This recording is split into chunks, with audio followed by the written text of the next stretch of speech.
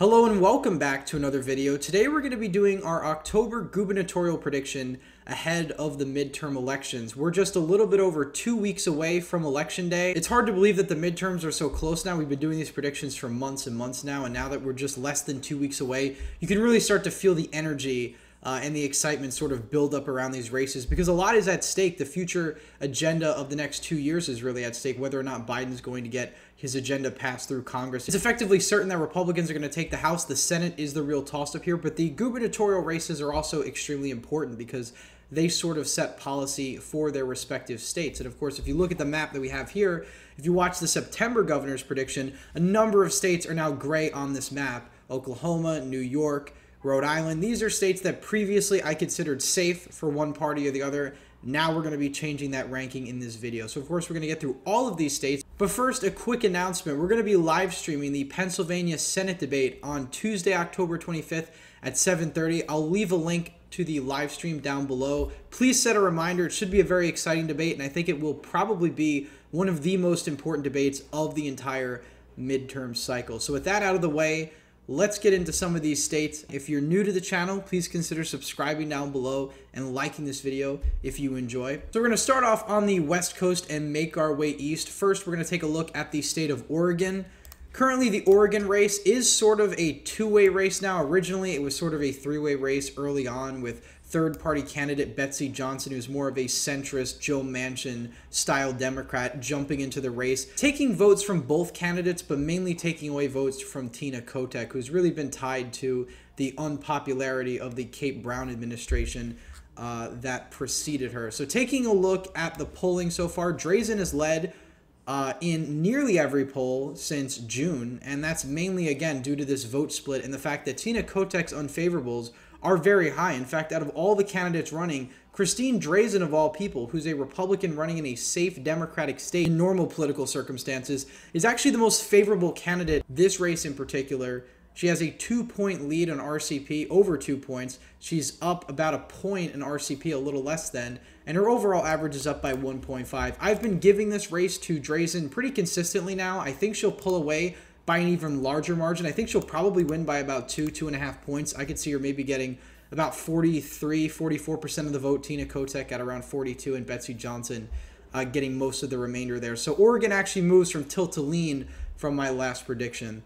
Moving on down to the state of Nevada. Currently, the Republican challenger to Steve Sisolak has led or tied in every single poll since August, which is obviously a good sign for him. Now, one caveat about Nevada in particular is it's a state that tends to overestimate Republican support, but this is a trend that we've sort of seen throughout the entire cycle, is that Democrats were leading in essentially all of these key states, and then the momentum really started to shift a few weeks ago. But here in Nevada, Joe Lombardo has been leading consistently, again, since August. Before that, Sisolak had the lead in the majority of polls. Now it's the other way around. The Republican momentum is likely to continue to carry Lombardo over the top. He's the sheriff of Clark County, the most Democratic county in Nevada, and also the county with the largest percentage of the electorate. So it's a really big deal that he's from this area. He's able to get elected in this very blue area. And I think he's going to outperform in Clark County pretty significantly. Ultimately, at the end of the day, I see him defeating incumbent Steve Sisolak by about 3 points or so. I think the Senate race will probably be somewhat of a similar margin, maybe a bit less, but we'll talk about that when we get to the Senate prediction. Moving on down to Arizona, the Democrats had a real opportunity in this race early on. I think they thought they did anyway, with Kari Lake winning the nomination. A lot of people originally thinking she was this fringe MAGA sort of extremist candidate, and over time she really started to meld more into the mainstream Republican Party. She got the endorsement of Karen Taylor Robson. She got the endorsement of Doug Ducey, these more, establishment Republicans, and ultimately she's been welcomed into the Republican fold, unlike another Republican nominee we're going to talk about later in this video, Doug Mastriano. So Kari Lake has had, incredible fundraising. She's had a great reception among essentially all wings of the Republican Party. Candidates like Doug Mastriano can't really say the same, and again, we'll talk about him later on in this video. But the reason I bring him up in the first place is because Kari Lake and Doug Mastriano, policy-wise, are extremely similar. Of course, Doug Mastriano, I think, is a bit further to the right, especially when it comes to certain social positions he holds, and of course, the election rhetoric. So taking a look at the polls for this race now, Kari Lake is in the lead in most of the polls, at least for the month of October. She's consistently getting high 40s. Every poll but one has her at 49%. Granted, 3 of these are Republican-leaning polls, but the trend is pretty consistent in Lake's favor. And I think ultimately, since we saw Democrats overestimated in Arizona polling back in 2018 and back in 2020, I think it's very likely that Kari Lake pulls out this race by about 3 points or so. I think Katie Hobbs really blew any chance that she had by really being a poor candidate. She refuses to debate Kari Lake. She's kind of running away from the media now. Kari Lake, even though she's very combative with the press, is actually engaging with them and getting a lot of airtime. Katie Hobbs really doesn't have that. She's really not running a great race, and I think that's the reason why Kari Lake is ahead by so much. She's a much better candidate. I think had circumstances been different, if Kari Lake was treating the media the way Doug Mastriano did, not really talking to the press, I think Katie Hobbs would probably be ahead in the polls right now. But that's not the case. Kari Lake has exceeded my expectations as a candidate, and she's doing fairly well. Moving on up to Colorado, Jared Polis is in a really good position to win re-election. He's a very popular governor. He's moderated a lot of Democratic positions on issues like COVID, things that they were somewhat unpopular for. He's taken a much more softer approach, and he is demolishing his Republican opponent in this race. I think he's very likely to win by a sizable margin. I'm actually going to move this race into the safe column. Jared Polis is very popular. Heidi Ganahl really doesn't have any real financial backing or support. Polis dominates the airwaves. He's very popular as a governor. He's in a state that's trending Democratic. And though this is a state that isn't exactly a New York or in Illinois, Jared Polis is in a very good position to win re-election. You also have a Constitution candidate on the ballot that's going to take away votes from Heidi Ganahl, as well as the Libertarian. So all of these factors put in together, Jared Polis is going to win this by a safe margin. Heidi Ganahl is probably going to get 42, maybe 43% of the vote, but ultimately Jared Polis is probably going to win by over 12 points. Moving on down to New Mexico. Now, this was a state that I had previously rated as a potential upset for the Republicans. I've actually had it as tilt Republican. I actually don't think that's the case anymore, given the fact that Ronchetti so far, we don't have any recent polls out of this race, but he hasn't been polling as well as I expected him to originally. He's down pretty consistently. He's down by 9 points in the aggregate. So obviously, this is not my final prediction. My final prediction will come in November. But given the circumstances, I actually think I'm going to move this race back to lean Democrat. I think he's going to get very close, but ultimately I think he loses by about 3 to 4 points to Michelle Lujan Grisham. And I think this race was very winnable, but I think Ronchetti had the momentum earlier on, and he sort of lost steam as we got closer to the election, where a lot of the other Republican candidates were down earlier on, and they're gaining momentum now with the averages. So again, this could change, but I am moving that in the Democratic column for the time being.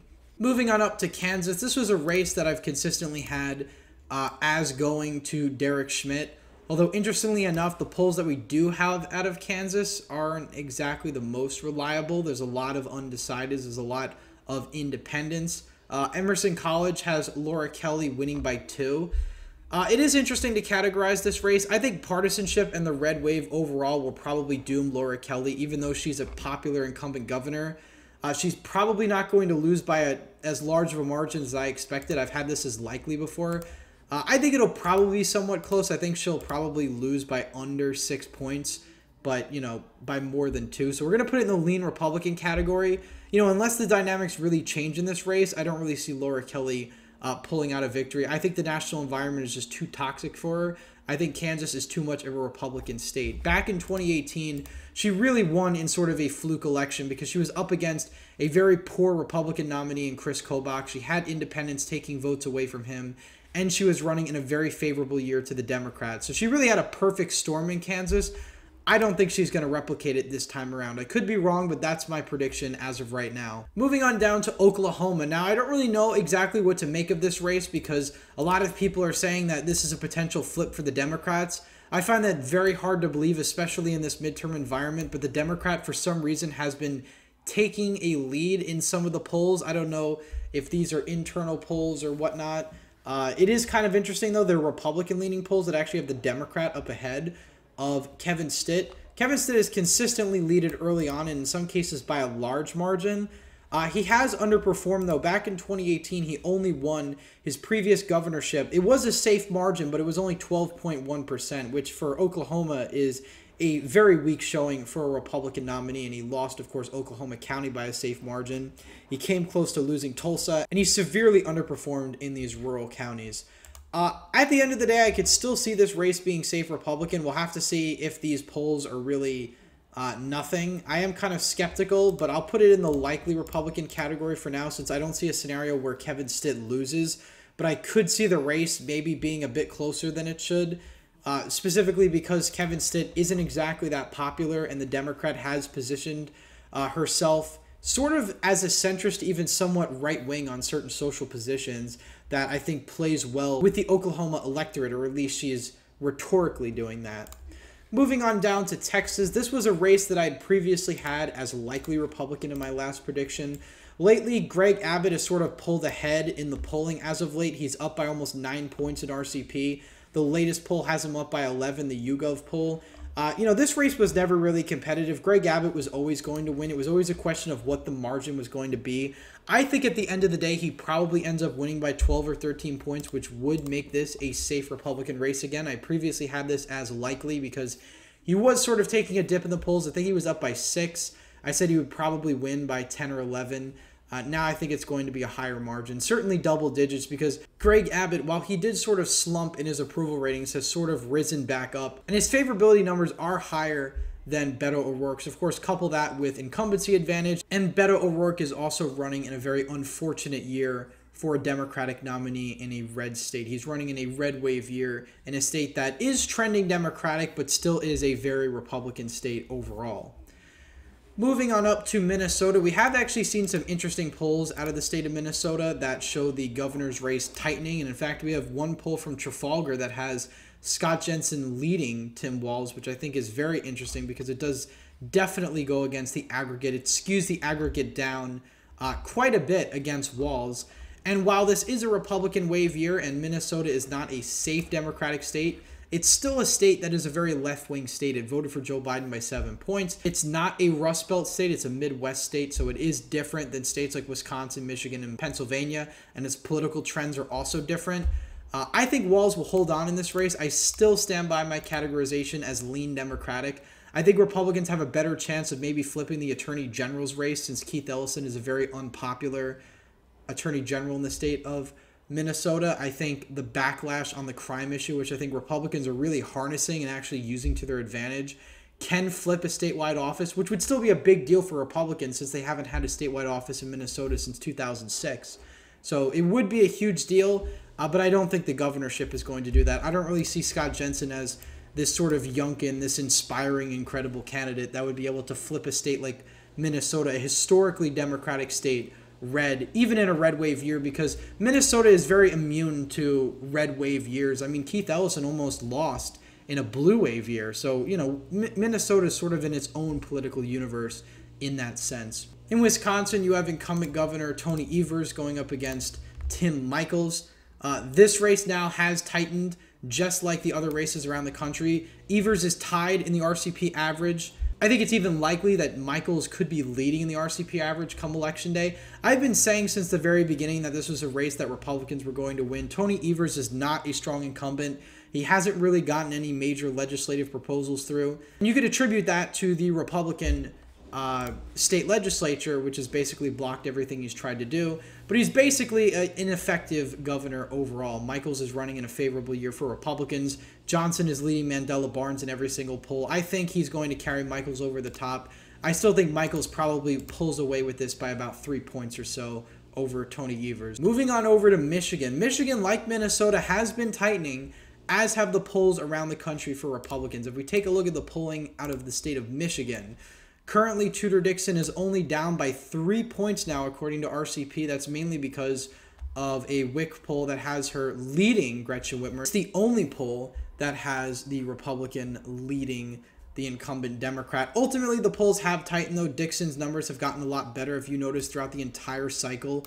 For the most part, Dixon has been in the 30s, low 40s. Now she's consistently in the mid 40s, and in some cases even the high 40s. And Gretchen Whitmer is not even getting over 50%. So dare I say, there could be a potential upset in the state of Michigan, especially since the RGA and other groups have actually dumped money into this race, unlike the Pennsylvania governor's race, which we'll get to. And the reason I keep bringing that up is because Pennsylvania could have been such a winnable state for the GOP, but a number of factors sort of made it so that they essentially gave up the race, which otherwise would have been winnable. So ultimately, I still think Gretchen Whitmer has the advantage here. I think it could be a close one in Michigan. I really do think it's going to be a much closer race than the polling suggests.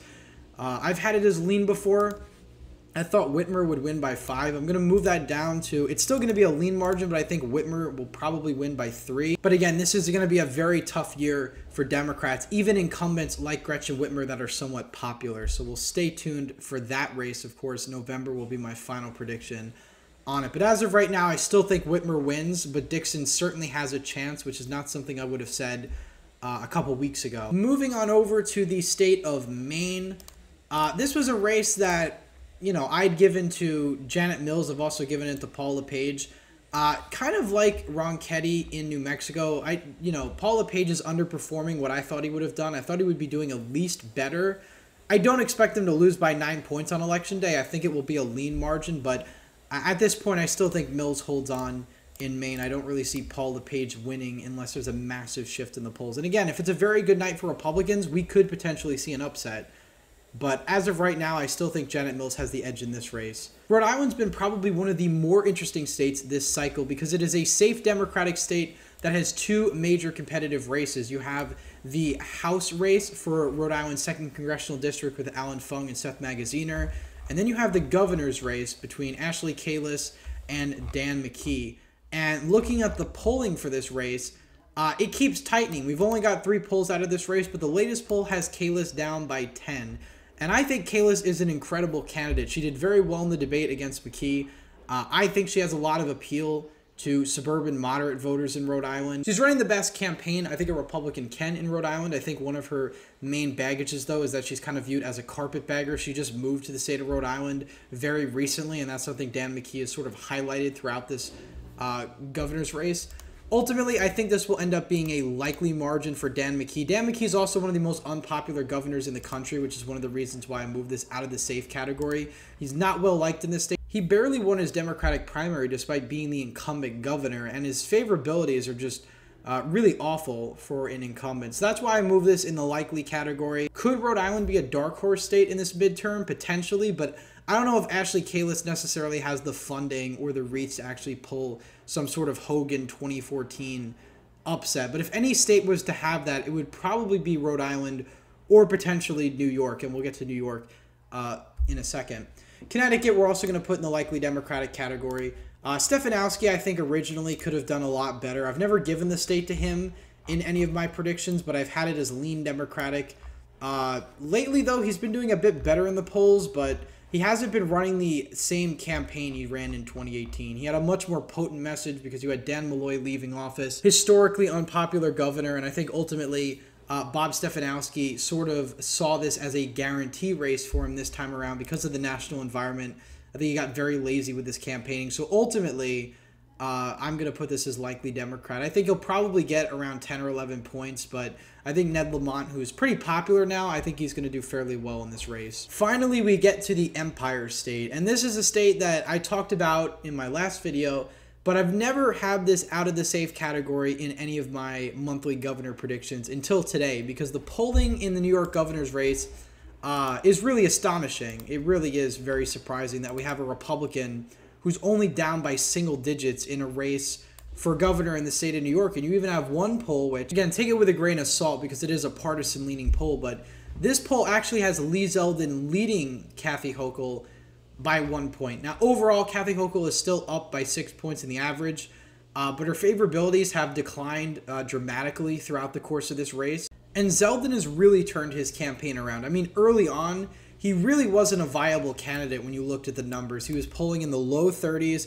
sometimes the mid 30s if he was lucky, but something happened over the past month or so where he really pivoted his message to crime, and he hammered Kathy Hochul relentlessly on crime, and he still is doing it, to the point where she's now on defense. He's setting the narrative for the campaign, and she's losing ground because to the average voter, she looks like a weak incumbent who doesn't do enough on the issue. Now, ultimately, this is the state of New York.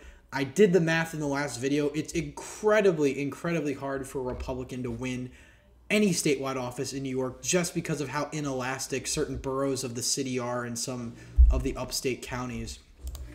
Ultimately, I think this will be a likely Democratic race now. I think Kathy Hochul probably wins by 10 or 11 points. That's my guess. But this race is much closer than it should have been. Moving on down to the Keystone State. This is a state that Joe Biden only won by 1.2%, but yet in the governorship, we're currently seeing Josh Shapiro, the Democratic nominee, leading by nearly 10 percentage points. Now, in order for Doug Mastriano to pull an upset in this race, you would need historic polling errors, not just with a couple of polls, but every single poll that has been released. The only poll that's had this race relatively close is WIC, which is a pollster, quite frankly, I've never even heard of. So I certainly don't know what to make of their polls because of that. But looking at the average overall, Doug Mastriano is in a really bad position. He's a very controversial nominee. The Republicans nominated a far-right nominee who ultimately doesn't have any media saturation whatsoever, and what media coverage he does have is mostly just negative. He refuses to do interviews, refuses to talk to the press, and he's allowed Shapiro to define him through ads, painting him as an extremist, somebody who's an insurrectionist. That's sort of the message that Pennsylvania voters have been bombarded with really since the primary. And, you know, Doug Mastriano has barely been on the airwaves in the state of Pennsylvania. As somebody who's in the state of Pennsylvania currently, I have never seen a Doug Mastriano ad. I've seen Oz ads, Shapiro ads, and Fetterman ads. In fact, Shapiro has been running less ads. It's mostly the Senate ads that I see, mainly in the state of Pennsylvania. So Josh Shapiro is in a very comfortable position to win re-election. He's been getting a lot of endorsements from groups that have also endorsed Dr. Oz, you know, groups that typically endorse Republicans. So I think the writing is on the wall. I really don't see any upset happening unless Dr. Oz wins by like 5 or 6 points or something incredible like that. But again, that would be really historic if that was the case, and a real massive error in polling. So I stand by Pennsylvania being lean Democratic. I think Shapiro wins anywhere from 3 to 5 points. Again, Doug Mastriano, I just really think was probably the worst candidate that the Republicans could have nominated for this seat. He really doesn't have any appeal outside of the hardcore MAGA Republican base. And, you know, it's really evident in even Republican voters, especially in the Philadelphia suburbs, that are splitting their tickets. They're voting for Oz and they're voting for Shapiro because they view Mastriano as an extremist. And that's all Pennsylvania voters see on the airwaves every single day, with all of his comments and things that really don't play well in the state of Pennsylvania with the positions that he has. And again, some people have compared Doug Mastriano to Trump, but Trump was much more moderate on a lot of the issues, contrary to what many people believe. And he had intense media coverage 24/7. He was a celebrity. He had billions of dollars towards his campaign. You know, Donald Trump was not viewed as an extremist. Donald Trump was incredibly mainstream by 2016, even if he was sort of on the fringes of what was considered acceptable in politics. Doug Mastriano really is in the fringe in the vast majority of voters' eyes. Moving on down to the state of Georgia. Ultimately, I think Kemp is going to pull away with this by about 5 points or so. That's essentially what the polling tells us. Polling in Georgia tends to be very accurate.